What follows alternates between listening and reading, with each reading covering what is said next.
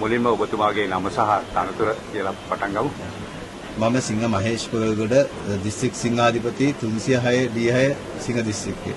අද මේ වැඩිහිටි දිනය වෙනුවෙන් ඔබතුමන්ලා මේ කරන සමාජ සත්කාරය ගැන පොඩ්ඩක් පැහැදිලි කරගත්තොත්.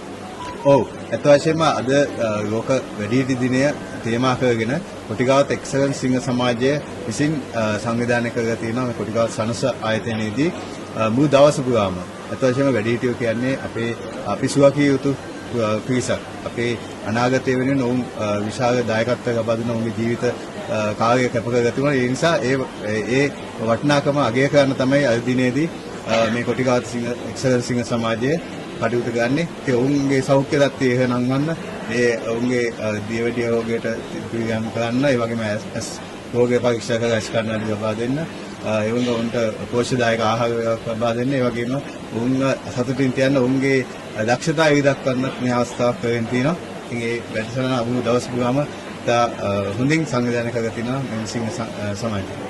වැඩිහිටි දිනය පමණක් නෙවෙයි සිංහ සමාජයේ ගොඩාක් සත්කාර වැඩසටහන් කරනවා. ඉදිරි වැඩසටහන් කොහොමද ඔබතුමන්ලගේ?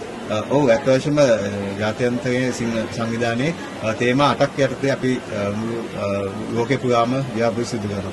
ඉතින් මූලික වශයෙන්ම අපි තියෙනවා අපි පරිසරයේ සුරකීම සම්බන්ධයෙන් අපි කටයුතු කරනවා. ඒ වගේම දියවැඩිය රෝගී පිටු දැකීම සම්බන්ධයෙන් කටයුතු කරනවා. ඒ වගේම ලෝකයේ කියන්නේ අමා රෝගයේ පීඩා වැඩි වෙලා තියෙනවා. ඒක අපි අඩු කරන්න කියන්නේ ඒ සම්බන්ධයෙන් අපි දැනුවත් වීමේ කටයුතු කරනවා. ඒ වගේම අපිට තියෙනවා මේ ඉදිරියේදී තවත් අපි කුසගින්නේ අපි මේ ජනතාව මුදවා ගැනීම සම්බන්ධයෙන් අපි කටයුතු කරලා තියෙනවා. ඒ වගේ විවිධ මාතෘකා තියෙනවා. ඉතින් අද දිනේ මේ ඇත්තට ළමා දිනයත් ඒ වගේම වැඩි දිනයක් සමගාමීව අද දවස් පුරා සිංහ සමාජ මට්ටමින් දිවයින පුරා විවිධ ව්‍යාපෘති සිදු කරනවා. ඉතින් මම හිතන්නේ සිංහ සමාජ අපේ දිස්ත්‍රික්කයේ සිංහ සමාජ 80ක් තියෙනවා. සිංහ සමාජ 25ක් තියෙනවා. අද ව්‍යාපෘති සිදු කරන්න බලාපොරොත්තු වෙනවා මේ සම්බන්ධයෙන්.